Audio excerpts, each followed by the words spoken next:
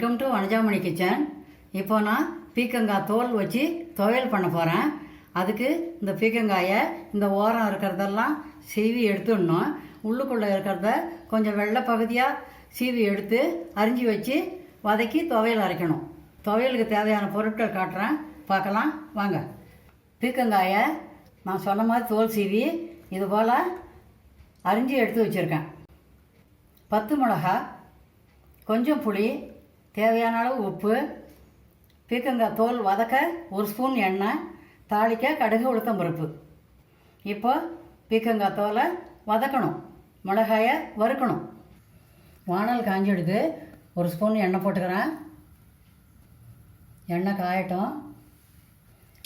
10 மிளகா இந்த துவையலுக்கு தேவையானது. மிளகா கொஞ்சம் கூட செல்லும், அதனால் மிளகாய் நின்று வறுத்துக்கலாம்.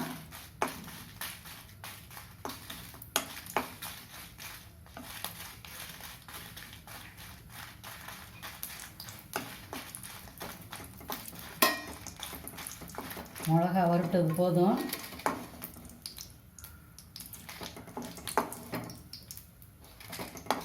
இப்போ பீக்கங்காய் தோல் சீவி வச்சுருக்கிறத போட்டு வதக்கிக்கலாம்.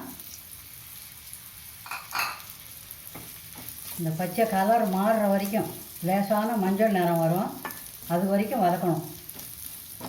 அப்போ தான் துவையல் நல்லாயிருக்கும்.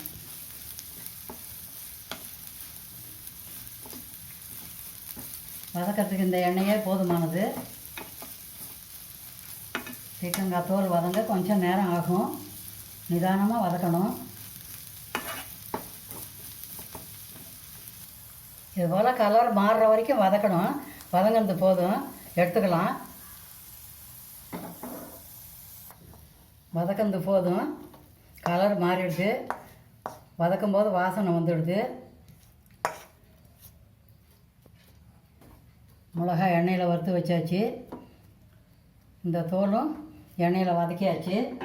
இப்போ தேவையான அளவு புளி வச்சுக்கிறேன், தேவையான அளவு உப்பு போட்டுக்கலாம். இது ஆற வச்சு அம்மியில் அரைச்சின்னு வந்து காட்டுறேன். ஸ்டவ் ஏற்றிக்கினேன், எண்ணெய் காஞ்சிடுது. கடுகு உளுத்தம் பருப்பு சேர்த்துக்கலாம். கடுகு பொரியுது, உளுத்தம் பருப்பு செவக்கணும்.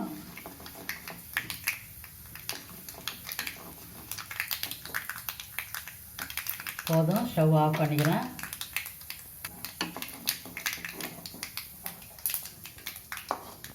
பீக்கங்காய் தோல் துவையல் அம்மியில் அரைச்சி எடுத்துன்னு வந்தேன்.